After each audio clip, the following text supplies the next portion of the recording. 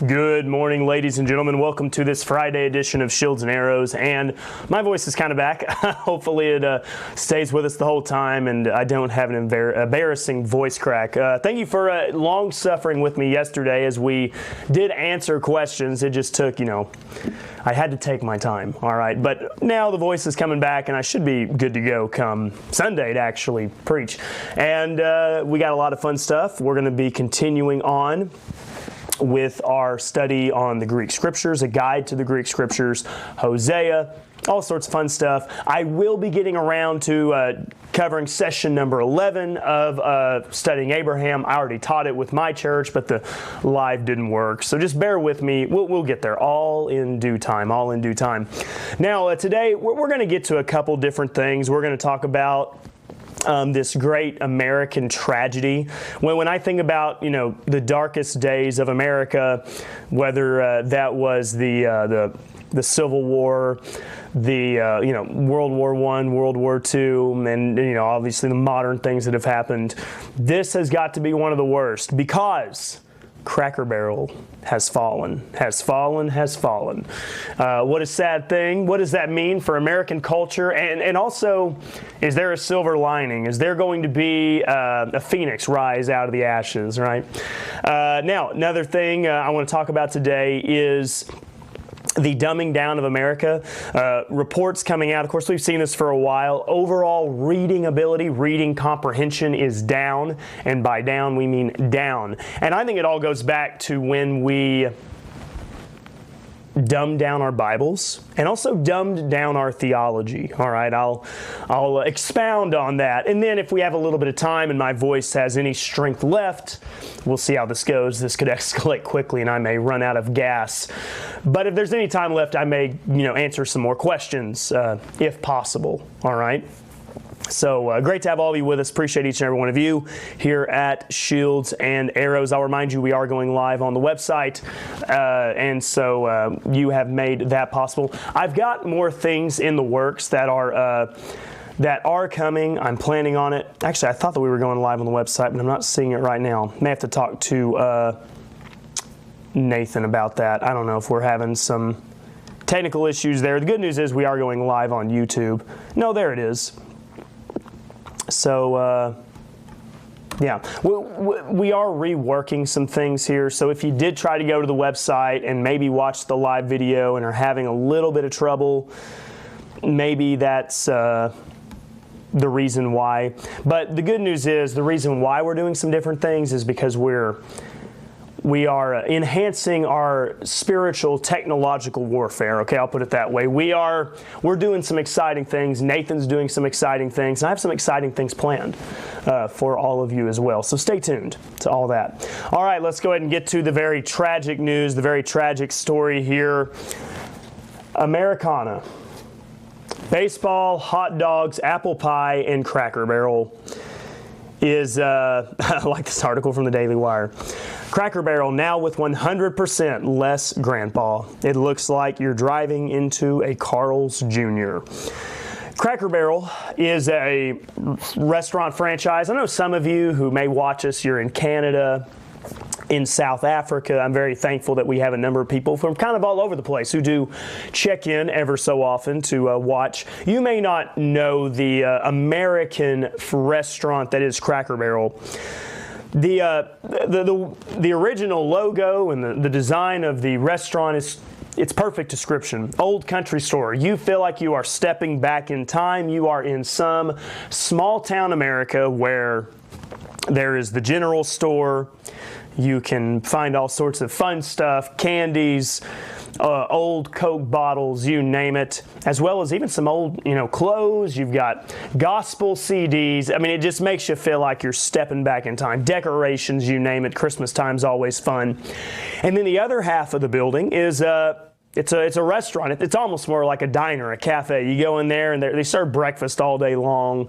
They got catfish, they got biscuits, they've got grits, they've got all those country fixins, you know what I mean? And I'm getting hungry just thinking about it. And it was quite a fun thing. Now, I will say, I don't go to Cracker Barrel a lot, even though there you go, there was that voice crack. I don't go to Cracker Barrel a lot, but it's not because there's not one close to me, nor is it not because I don't like it. There's actually one probably, 35, 40 minutes away from me in Sherman, Texas. And here's why we don't go there a lot. The place is always packed. It's especially if you try to go and you try to get breakfast like on a Saturday morning, good luck. You're going to wait an hour to get in there. At least that's been my experience. Cracker Barrel is kind of that old Yogi Berra quote. It's too crowded. Nobody goes there anymore. People are always there, and Cracker Barrel does very well because it feels like you are stepping back in time. Now, if you have heard anything about Cracker Barrel in the news, you know that things have taken a sharp turn for the worst. Let me just show you the new logo for Cracker Barrel. Are you ready? There it is. Lifeless, soulless. Grandpa's gone. The barrel is gone. The rocking chair's gone. Every ounce of heart and soul has been ripped away, just like so many other companies and corporations. Now, Cracker Barrel is a big franchise, don't get me wrong. And there have been some warning signs for some time. For example, I believe Cracker Barrel had some of the Beyond Meat, right, that fake, chemically filled, inorganic nonsense that they tried to push as being a good substitute for beef or poultry.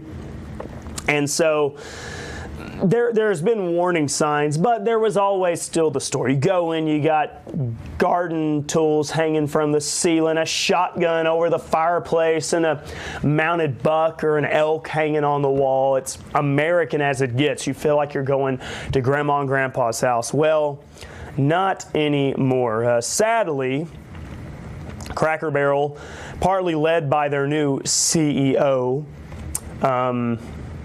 a younger millennial age type woman, I guess. She looks kind of young to me. Julie Fels-Massino. Here's her claim. All right. She says, honestly, the feedback has been overwhelmingly positive that people like what we're doing. No, they don't. They don't like it. Now, you may think, what's the big deal? It's just a logo. It is not just a logo. There are videos online. You can go find it where this logo is not only simply branding. They are changing up the stores. Okay. The old style country diner, the decorations all over the wall, anything from cowboy boots to guitars to fishing poles, long gone, and they're going to be remodeling. I think that this is Cracker Barrel's Bud Light moment. And you know what? This may hurt them worse because Bud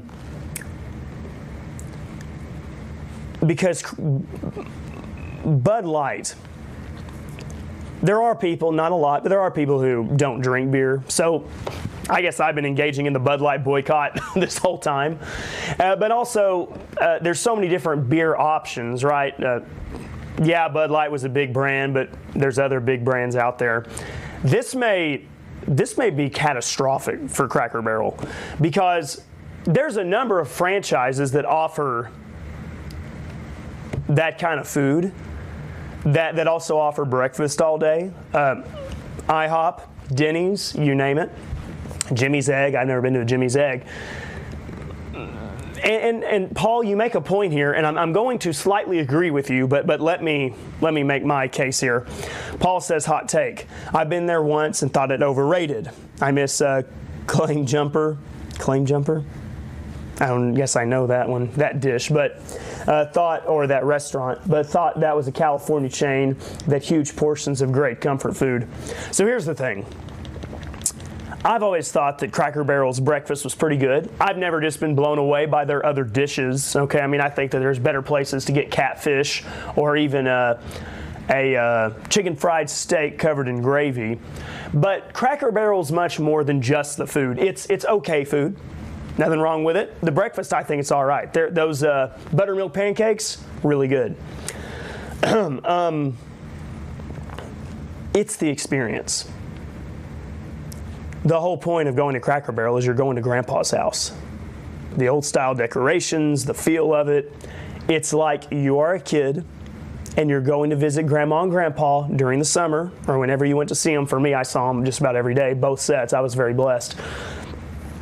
And you're waking up to the smell of Grandma frying up some bacon, and Grandpa's in there sitting on the rocking chair reading his newspaper. It's the experience that's really the point, okay? If Cracker Barrel was just the restaurant on its own, it would probably do okay, but it's the country store. It's the rocking chairs outside. It's the whole entire experience, all right? And they've taken the Grandpa out of it, just as the Daily Wire said. I think it's a terrible decision. I think that, there's these modern, and they're kind of in that age range of like 45 to 35. The true millennials. I'm a very young millennial. If you look at the the generational divide there, they hate old-fashioned things. They want to modernize everything. Nothing is painted in any color other than gray and dark gray. They hate the look of real wood. They have to paint over the real natural oak, mahogany, cedar, you name it, and give it this soulless, dull green color. And that's just what they do, okay? I think it's a terrible decision. The older folk are not going to like it, and I think the younger folk aren't going to like it, because younger folk like me like old-style things. This just shows you where the nation is at. There is this absolute hatred and disdain for Americana, for the South. The South has been vilified in so many ways, right? Because due to how the history books are taught, hey, there was never any slavery in the North, right? There was slavery in the North. The Emancipation Proclamation only freed the slaves in the South, by the way. There's a lot of this pseudo-history that wants to paint the South in a bad light, wants to undermine it. And so this is just another example. Cracker Barrel, big miscalculation. People like old-fashioned. People like Southern things. They like Grandma and Grandpa's house. And so it's going to be another Bud Light example, if not significantly worse. All right. I could guarantee you my grandpa, Papa Jimmy, he would be rolling in his grave. And I don't know if my mom's watching today, but she would testify, right? She'd give an amen. He would not be putting up with that. And then again, OU's in the SEC as well, and I know that he would not tolerate that either. I think that's why he went to be with the Lord. The year before OU started in the SEC, my grandpa decided to go be with the Lord. He would rather that than see OU with an SEC on their jersey. What a great generation. I miss them. Now, let's see here. Moving on from all of that, I'd be curious to get your thoughts. Do you think the Cracker Barrel rebranding is a good idea? Do you like Cracker Barrel? Does it break your heart? If you've never been, you better go now. All right, go now before they remodel it so you can see what classic Cracker Barrel Americana looked like. All right, before the libs come and just take it all away. You know, I don't know if I sound any worse today than I did yesterday. Maybe so, but I feel a lot better, and you can probably tell that I do feel better. But my voice is, it's starting to go. This may be a 30-minute show. Back in the old days, when I was in the hotel waiting for the triplets to be born, Shields and Arrows was just a 30-minute show. And then it was only afterwards, when we got back home, that I expanded the show to a whole hour. So we may just stick to the brief 30-minute edition today, because I don't know how long you're going to want to tolerate listening to me struggle to get sound out of my mouth. If it's too painful, just say, Mark, call it a day. Hang up the microphone. But until then, I'm going to at least get one more point in. I've got to get one more talking discussion, because I think it matters. Just like defending American tradition and Cracker Barrel matters, I think defending the King James Bible matters. And how does that relate to reading proficiency? Well, it has everything to relate to reading proficiency. We are seeing, and this is true in every state, the rates of reading ability is in a very sharp decline. I want to see if I can find a good article for you here.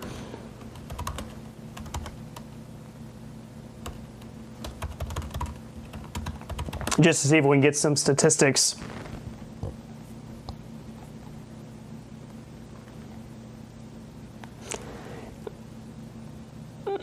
So here's an interesting one. So this is from September 2024. I don't want to know if I want to go there, but you can see it all over the place. I guess I don't have a particular article for you. I thought I did before the show started, and I realized I didn't.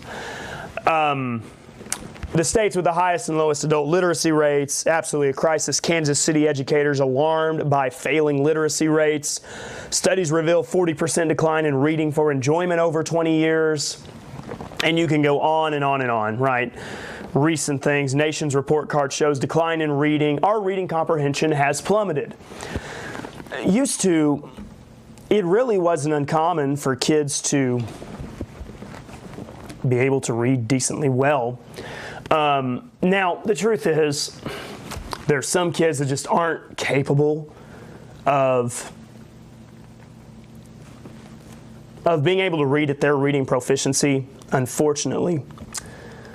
Not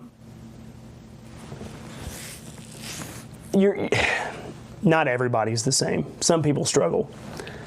But I think we can agree that there has been a massive shift in the ability for kids to read. And it's been detrimental. And I think it's in part because they don't read anymore. Why would they not be reading anymore? Well, because they've got smartphones and tablets and TVs that you can just watch all the time. Used to, there was a time if you were a kid, in the evenings, it was all, the news, adult shows, and you didn't want to watch that. You wanted to watch cartoons. So you'd go outside, or maybe you would even pick up a book and you would read it. Even the newspapers had comic strips, right, for the kids. The amazing thing to me is we said, okay, we need to make our books easier to read. So we have continued to lower the level of the grammar in our books. And this is especially true of the Bible. So one of the biggest marks against the King James. All right, now there are some people who believe for some reason the critical text is the better version. I would say question that very, very much. But there are some that believe it. However, a lot of people, when it comes to their critique of the King James, is not its accuracy. Their critique against the King James is it's too hard to read. Kids can't read it. It's beyond their ability to comprehend those big words, those hithertos and wherefores and therefores and everything else. So we dumb down our Bibles. And you can see that. Even the ASV, which is the old previous version of the revised version, still an older version of the Bible. Does anybody here in our comments, does anybody here have an ASV Bible? Anybody? An American Standard Version? Before the NASB. It's dumbed down from the King James. If you compare the verses, it's a dumbed down version. Then we dumbed it down even more. We went to the NASB. And they said, you know what? The NASB is still not good enough. It's still too hard to read. That old NASB Bible, you can't hardly understand it. So we dumbed it down again. And now we have the ESV and the NIV and the Message. And it just keeps getting dumber and dumber and dumber. We can't have kids reading the KJV. That's a 12th grade reading level. I was not a genius. I was okay at school. Maybe I'm selling myself short, but then again, I don't think that I was just, the greatest and brightest. I had to work more than other kids. I was salutatorian, not valedictorian. All right, so there you go. I had a 12th grade reading level probably when I was still in junior high. I was able to read at a 12th grade level. And most kids, if they spend any time reading, they can do it because it's just like anything else. You can get better at it. I do believe that. Take somebody who is not good at reading, make them start reading. They will get better. They will, just plain and simple. But we have dumbed it down and dumbed it down and dumbed it down to where we've said we can't use the KJV anymore. We've got to use a Bible that's more at an 8th grade reading level. What is the NIV?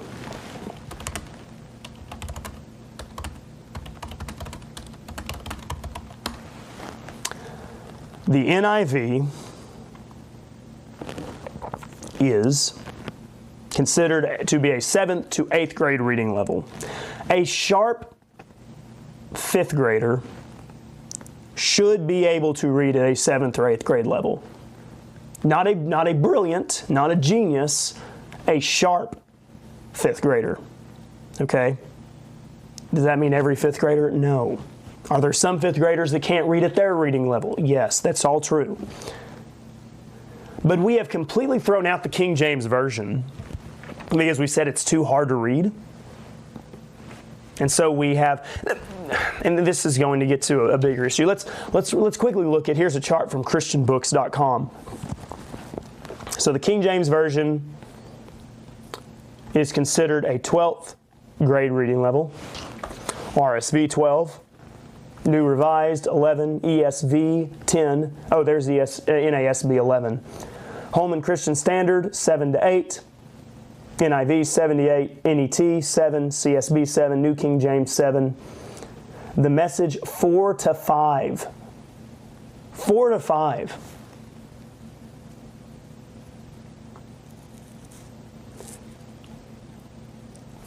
Here's what I'm going to say. Some theological truths cannot be dumbed down. Okay? Does that make sense? There is not a good way to take the doctrinal concept of, let's say Daniel's 70 weeks of years, and the events that are to unfold concerning the prophecies of building the city. Can you put it into some simple words? Yes. But are you going to lose something? When you go from abomination of desolation to something else, is it not possible that you could be losing some important insight into that? I think so. I think some doctrinal theological truths cannot be simplified much more. Take for example Colossians. We were talking about this yesterday concerning the Trinity, the Godhead.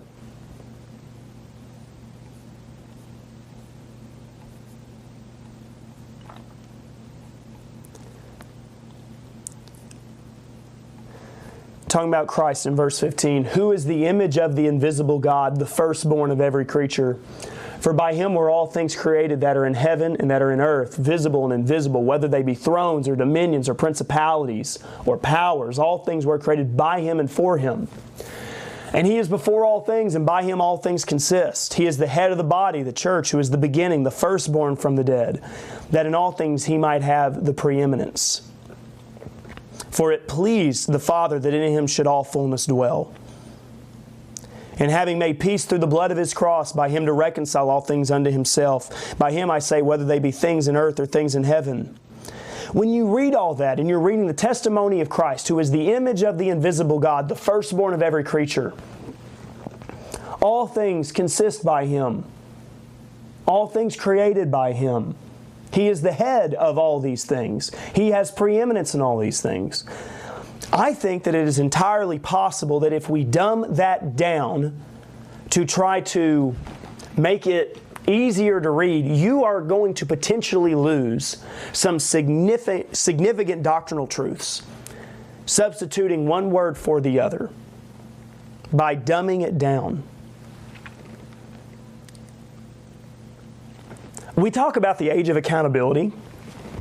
It does seem to be a necessity when you read in Scripture even.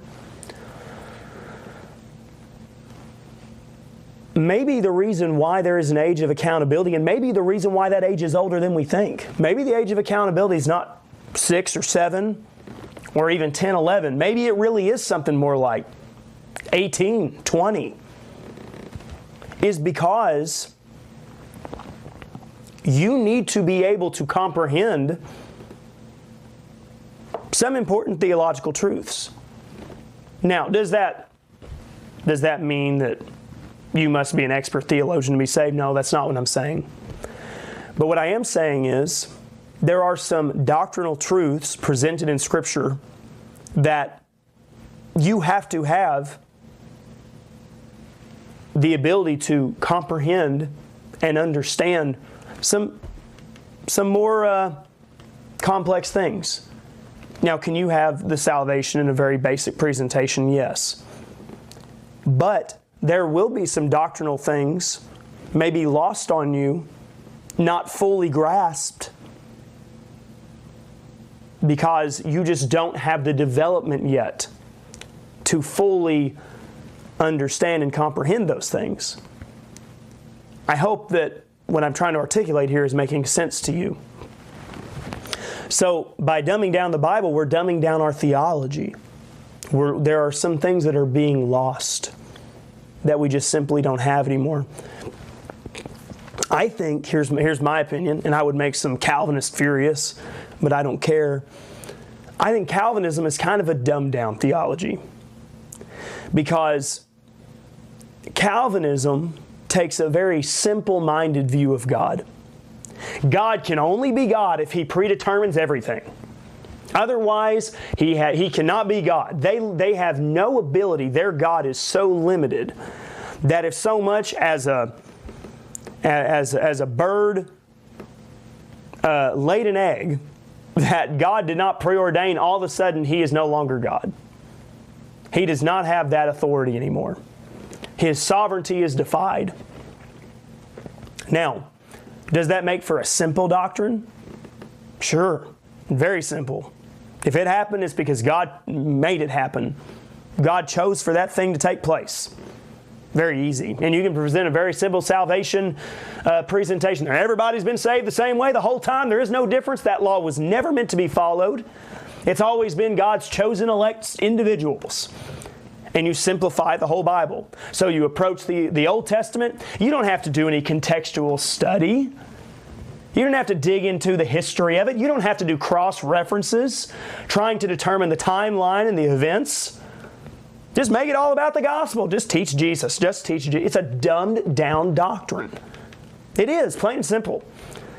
Eschatology is a complicated thing. Like I said, you cannot dumb down Daniel's 70 weeks of years, the day of Jacob's trouble. You can't do it. You've got to just embrace it. You've got to roll up your sleeves and you've got to study and get to work. Amillennialism is a dumbed down eschatology. Oh, that's all. You don't have to deal with the technicalities of Revelation, all of these things. The moon turning to blood and all of that. Just dumb it down. It was all fulfilled back in the 1st century. I saw Rick's comment there. I'm working for you people, okay? You can't claim that I'm taking days off, all right? If I'm going to take a sick day, it's because I'm going hunting. All right? I'm not going to take a sick day to skip work. It is getting rough, though. So, to bring this all back here, as my voice is starting to fail me, we probably need to cut it off in about 30 minutes. Dumbing down the Bible has dumbed down our reading, because that was the foundational document that we read, and also it's dumbed down our theology. It oversimplifies it. I like right division because it does simplify things in a lot of ways. But there are some things not meant to be simplified. Some things cannot be dumbed down to just, hey, everything's the gospel, it's all allegory, it's all figurative. No, you got to do the work and get the historical context to understand what's promised to Israel and what's for us, and that does take some work and analysis. And it's not to be dumbed down. We need to save Cracker Barrel. We need to save our churches. I'm Robert F. Kennedy Jr. and I approve this message. That was probably not very nice. I'm sorry.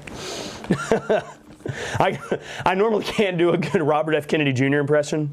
You know, I can get Trump decent sometimes. I can do Barack Obama sometimes. RFK is hard to do unless you are sick and you lose your voice. And then you can say things like, Vaccines cause autism. That's a joke, YouTube, maybe. Possibly. We got to wait and see. Don't kick me off, okay? All right, let me see here. I'm going to read a couple comments.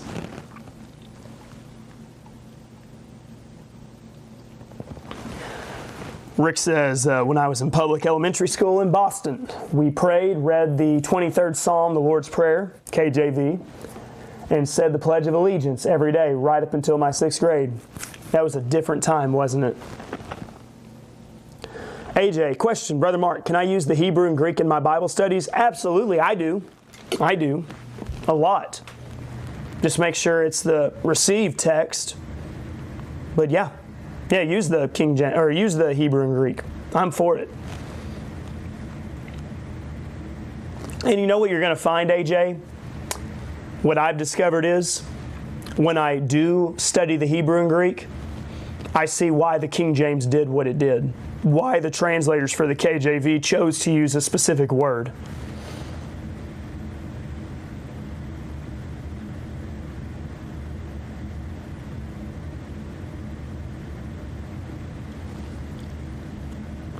Mary says years ago schools used the KJV to teach children to read. Yep.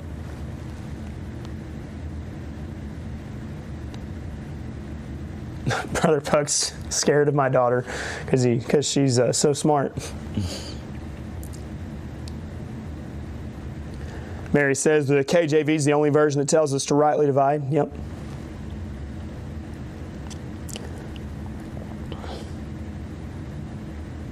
Luke says an interesting study is all the dispensational truth that is omitted from the modern versions. That's true, and one of the fascinating things is it's not like the KJV translators were dispensationalists. They were just doing a good job of translating the Hebrew and Greek.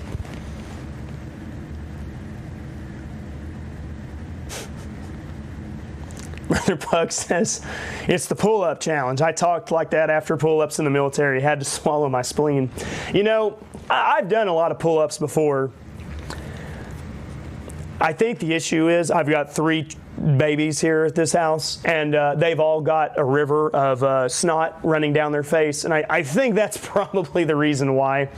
But I would imagine the pull-ups didn't help any, all right? So, by the way, the pull-up video is actually not doing bad. Maybe I should just post workout videos. Seems to be getting more views than other stuff. Right now, 328 views for the pull-up video. What it shows there. So, fun stuff. All right, well, everybody, I'm going to cut it off because my voice sounds terrible. I feel a lot better, I really do. I mean it, not kidding. But yeah, go save Cracker Barrel. Don't let them change the sign. Fight for it. This has been Shields and Arrows. Thank you all so much. I'm Robert F. Kennedy Jr., and I approve this message.